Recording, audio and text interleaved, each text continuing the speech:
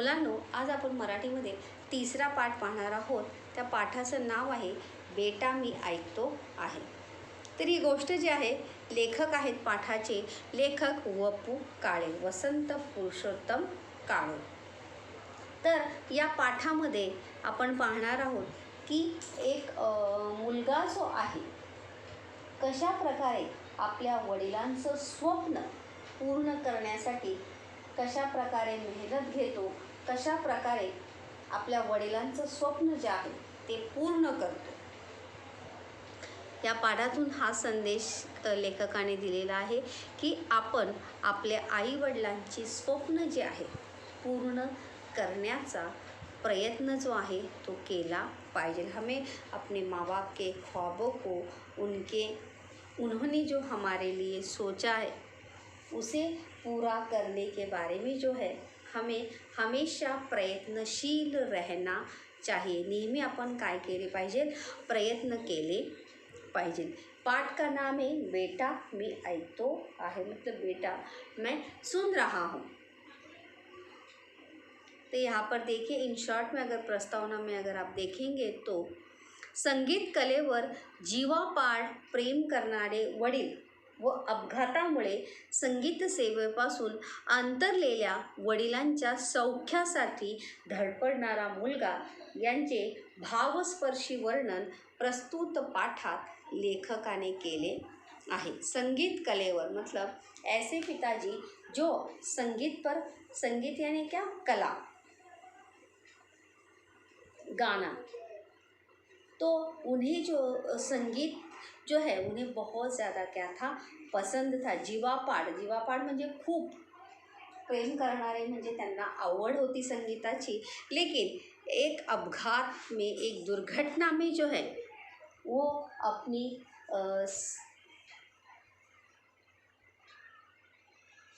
आँखें जो है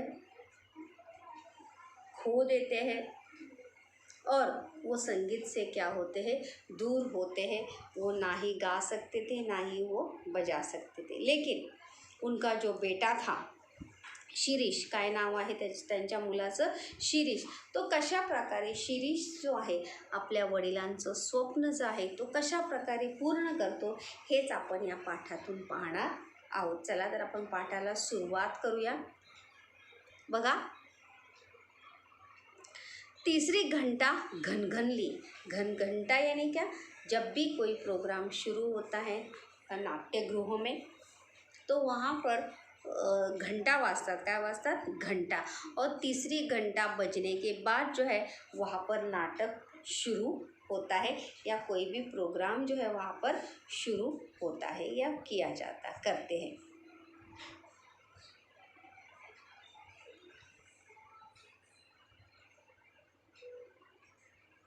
संमिश्र कोलाहल बंद पडला. संमिश्र कोलाहल यानी क्या, कोलाहल यानी क्या, आवाज़, शोर शराबा. तो वहाँ पर जो लोगों की आवाज़ें थी वो आवाज़ें जो है क्या होती है, बंद हो जाती है, क्योंकि अभी कार्यक्रम जो शुरू हो रहा था. उगीच इकडून तिकडे वळणाऱ्या माना स्टेजच्या दिशेने स्थिर झाला. और बेवजही जैसे हम इधर उधर देखने वाले, मुड़कर देखने वाले जो लोग थे वो सभी लोग जो है सभी की आंखें जो है कहाँ पर आकर रुक गई थी, स्टेज पर आकर रुक गई थी, क्योंकि कार्यक्रम जो है वो क्या होने वाला था, शुरू होने वाला था.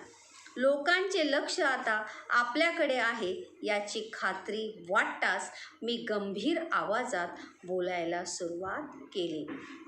यहाँ पर सबसे पहले लेखक यहाँ पर बोल रहे हैं.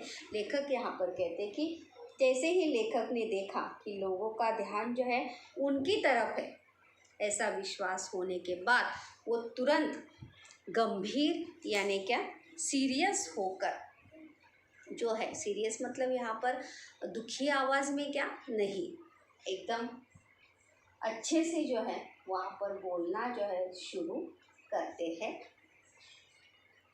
सभ्य स्त्री पुरुषों, जैसे हम इंग्लिश में कहते हैं लेडीज़ एंड जेंटलमैन, तो उसी प्रकार से सभ्य स्त्री पुरुष हो, माझ्या वादन विद्यालयाचा हा पहिलाच जाहीर कार्यक्रम आहे. ऐसा कौन कहते हैं, लेखक कहते हैं. कौन कहते हैं, लेखक कहते हैं. लेखक का जो है क्या है, वादन विद्यालय यानी संगीत विद्यालय है, जहाँ पर लेखक बच्चों को, विद्यार्थियों को क्या सिखाते हैं?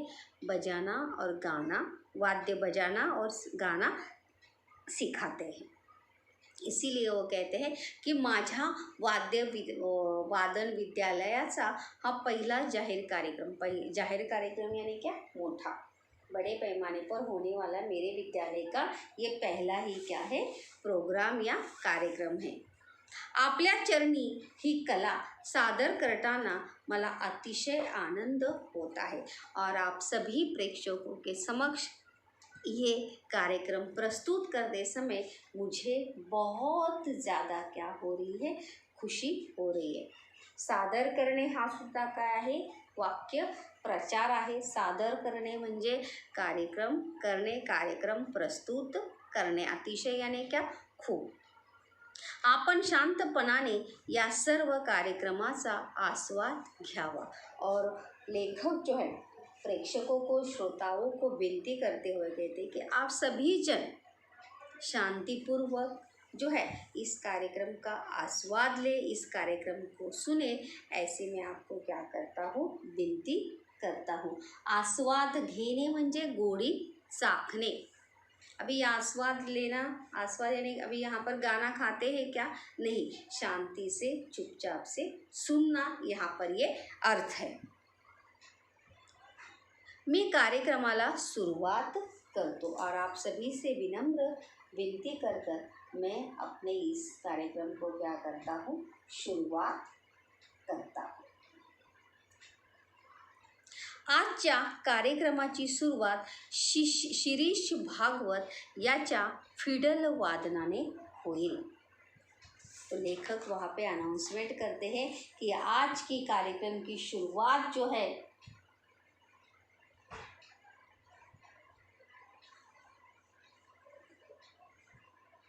कशाने करणार आहे? फिडल वादनाने। कार्यक्रमाची सुरुवात कशाने होते? फिडल वादनाने। प्रश्न पण आहे, फिडल वादकाचे नाव काय? शिरीष भागवत। काय नाव आहे फिडल वादकाचं?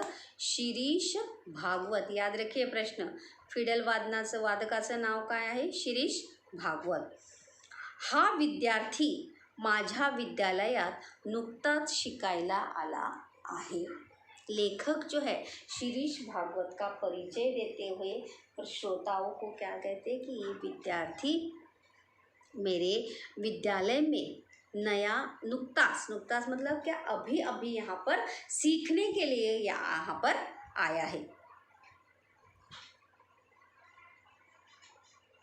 कलेच्या प्रांतातील हा नवखा मुसाफिर आहे। नवखा यानी क्या? नवीन। बघा, नवखा यानी क्या? नवीन। मुसाफिर आहे। मुसाफिर यानी यहाँ पर क्या है? वादक, संगीतकार, संगीत। अब मुसाफिर का सही अर्थ जो है यात्री। मुसाफिर का सही अर्थ क्या है? यात्री। लेकिन यहाँ पर मुसाफिर का अर्थ जो है यात्री नहीं देना, नवीन, प्रवासी। यानी गायन क्षेत्र में, संगीत क्षेत्र में ये क्या है? नया है। हे लक्षात घेऊन आपण त्याच्या हुशारीचे कौतुक करावे ही विनंती। और इस बात को ध्यान में रखते हुए आप सभी जो है उसकी हुशारी का जो है क्या करें? तारीफ करें। कौतुक करणे म्हणजे प्रशंसा करणे। हा सुद्धा काय आहे? वाक्य प्रचार आहे। कौतुक करणे, प्रशंसा करणे। प्रश्न बघा या ठिकाणी की निवेदकाने शिरीषबद्दल केलेल्या विनंतीची 2 विधाने। अभी निवेदक कौन थे? लेखक ही थे। तो लेखक ने एज ए निवेदक के तौर पे कौन सी 2 विनती जो है श्रोताओं को की थी? देखिए, पहला ये है, पहिलं उत्तर हे आहे, हा विद्यार्थी माझ्या विद्यालयात नुकताच शिकायला आला आहे। ये विद्यार्थी मेरे विद्यालय में अभी अभी पढ़ने सीखने के लिए आया है। ये पहला। त्यानंतर कलेच्या प्रांतातील हा नवखा मुसाफिर आहे, त्याच्या हुशारीचे कौतुक करावे। ये दूसरा वहाँ पर आएगा। ह्या 2 विनंती ज्या आहेत त्या निवेदकाने कोणाला केलेल्या आहेत? प्रेक्षकांना केलेल्या आहेत. पुढे पाहूया आपण. आणि फिडल वादक कोण आहे? शिरीष भागवत. कोण आहे? शिरीष भागवत.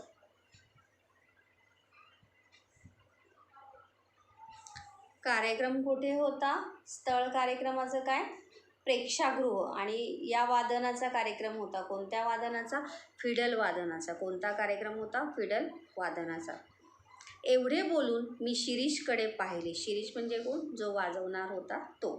मला या मुलाची अतिशय भीती वाटत होती. लेकिन लेखक को ने जो है क्या लग रहा था? मनी मन डर लग रहा था, क्योंकि उनके विद्यालय का भी ये क्या था? नया पहला ही बड़ा प्रोग्राम था. खरे सांगायचे म्हणजे माझ्या मनातून मला शिरीषला कार्यक्रम देण्याची जराही इच्छा नव्हती. अगर ऐसे देखा जाए तो लेखक को बिल्कुल भी शिरीष को अपने पहले कार्यक्रम में गाने का या बजाने का मौका देने की बिल्कुल भी इच्छा नहीं थी.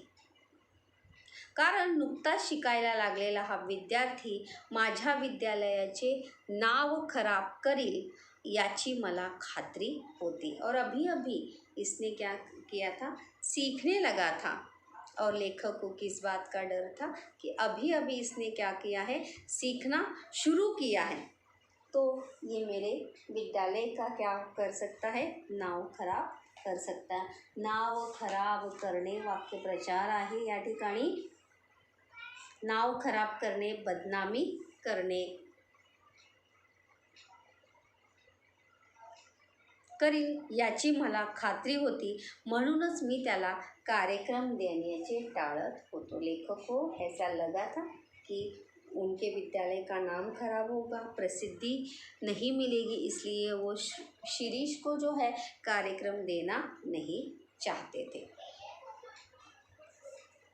आगे देखते हैं यहाँ पर. मी शिरीषकडे पाहिले. मी म्हणजे कोण? निवेदक, लेखक. मी शिरीषकडे पाहिले. त्याच्या चेहऱ्यावर धीटपणा व आत्मविश्वास पुरेपूर प्रतिबिंबित झाला होता. आता शिरीषच्या चेहऱ्यावर काय प्रतिबिंबित झाला होता? धीटपणा व आत्मविश्वास. धीट यानी क्या? साहस. और आत्मविश्वास यानी आत्मविश्वास, कॉन्फिडन्स. काय दिसून येत होता शिरीषच्या चेहऱ्यावर? आत्मविश्वास आणि धीटपणा. बिना डरे आत्मविश्वास से शिरीष जो है स्टेज पर था. पण त्याचे हे अवसान फार वेळ राहणार नाही हे मी ओळखून होतो.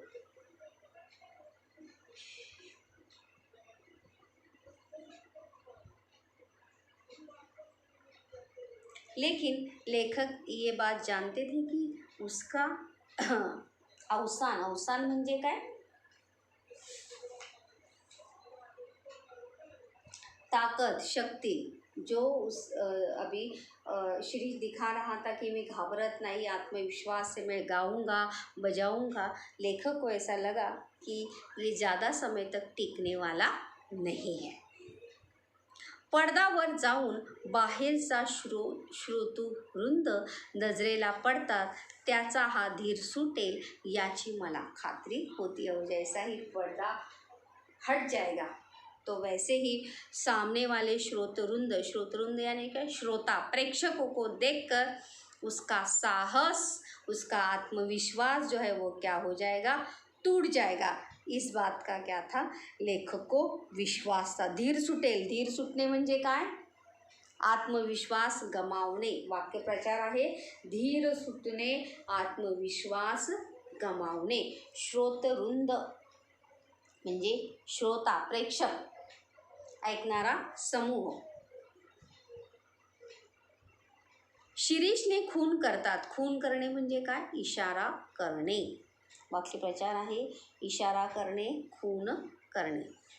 मी पडदेवाल्याला इशारा केला आणि पडदा झरझर वर केला. जैसे ही शिरीष लेखक को इशारा करते हैं कि पडदा वरती करा, तो लेखकसुद्धा पडदेवाल्याला इशारा करतात आणि पडदासुद्धा झरझर काय होतो, वरती जातो. फुटलाईटचा झगमगीत प्रकाश डोळ्यावर पडतात शिरीषने डोळे मिटून घेतले. अभी स्टेज पर आप सभी जानते हैं कि स्टेजवर काय असते, खूप लाईट असते. काय असते, लाईट असते. झगझगीत यानी क्या, प्रखर तेजस्वी, एकदम स्पॉटलाईट लाइटिंग सगळे पडल्यानंतर, चेहऱ्यावर पडल्यानंतर शिरीष जो है वो अपनी आंखें क्या कर लेता है, बंद कर लेता है. त्या प्रकाशाची डोळ्यांना जराशी सवय झाल्यावर शिरीषला सबंध श्रोतरुंद दिसला. हम भी अचानक से बहुत सारी लाइट में जाते हैं तो थोड़ी देर के लिए क्या होते हैं, गड़बड़ आ जाते हैं, आपल्याला कळत नहीं और हम आँखें क्या कर लेते हैं, बंद कर लेते हैं. लेकिन जैसे ही थोड़ी देर के बाद जो है शिरीष के आँखों को उस लाइट की और उस गर्दी की, क्योंकि प्रेक्षागृह में वहाँ पे थिएटर में क्या थी, भीड़ थी, आणि त्याच क्षणी त्याच्या मनाची झालेली चलबिचल त्याच्या चेहऱ्यावर दिसू लागली. चलबिचल होणे म्हणजे काय, मनात चलबिचल होने म्हणजे अस्वस्थ होने. उसका मन जो है अस्वस्थ होने लगा. उसे मन ही मन थोड़ा सा डर लगने लगा कि अभी इतने लोगों के सामने मैं कैसे गाऊं. और उसकी वो अस्वस्थता जो है वो उसके चेहरे पर साफ साफ नज़र आ रही थी. और उसकी अस्वस्थता देखकर लेखक भी क्या हो गए थे, डर गए थे. तो गडबडून गेला आहे हे मी ओळखले. लेखक ने जान लिया, लेखक समझ गए कि वो क्या हो गया है, गडबडला आहे, तो घाबरला आहे. त्याला आता सावरून धरणे शिक्षक या नात्याने माझे कर्तव्य होते. उसे आधार देना, उसे संभालना, उसका खोया हुआ कॉन्फिडेंस लाना एक शिक्षक के तौर पे ये मेरा क्या था, कर्तव्य था. क्योंकि लेखक उसके क्या थे, शिक्षक भी थे, गुरु भी थे. और एक गुरु का कर्तव्य क्या होता है, अपने विद्यार्थी में आत्मविश्वास लाना. मी तंबोरेवाल्याला व तबलेवाल्याला खून केली. लेखकाने कोणाला खून केली, तबलेवाल्याला आणि तंबोरेवाल्याला. तबला और तंबोरा ये किसके नाम है, वादक के नाम है, जो बजाते हैं, साधन वादन साहित्य के ये नाम है, सॉरी. तो लेखक जो है तंबोरेवाल्याला आणि तबलेवाल्याला काय करतात, इशारा करतात. तंबोऱ्याचा धीर गंभीर आवाज़ घूमू लागला. इशारा किस लिए किया था, बजाना, आप लोग जो है वहाँ पर बजाना शुरू कीजिए.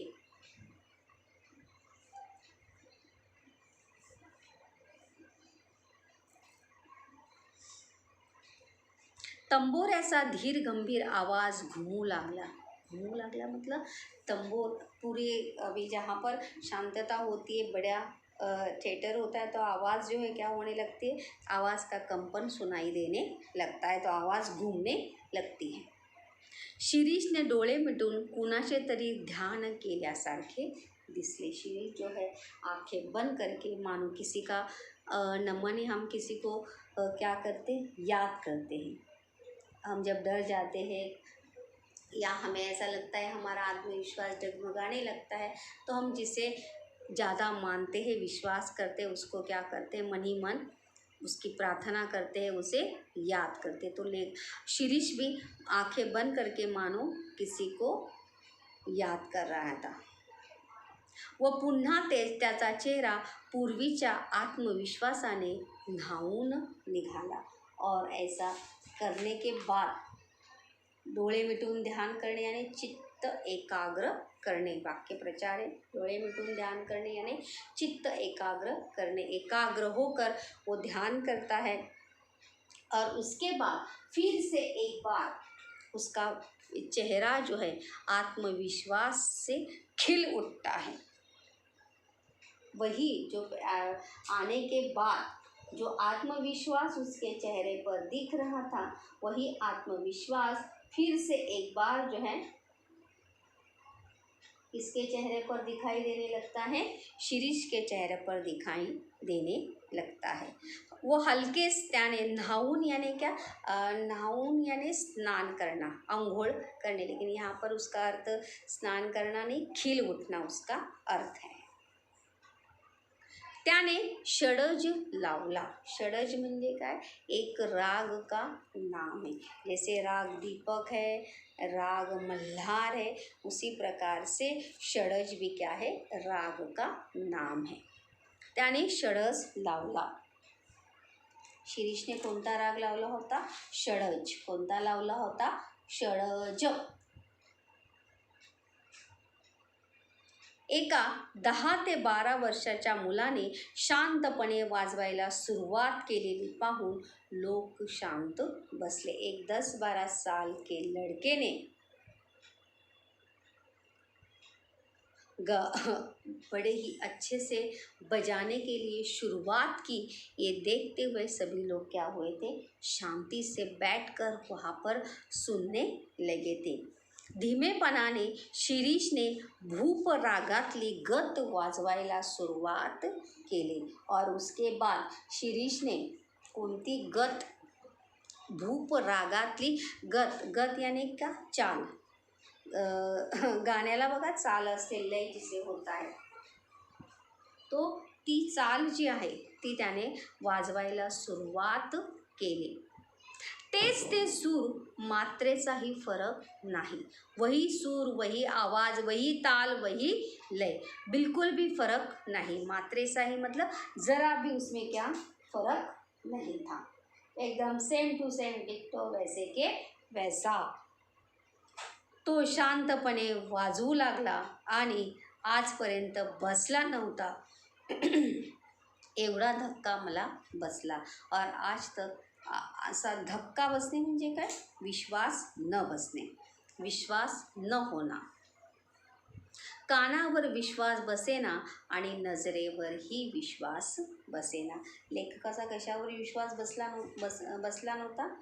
कानावर आणि नजरेवर।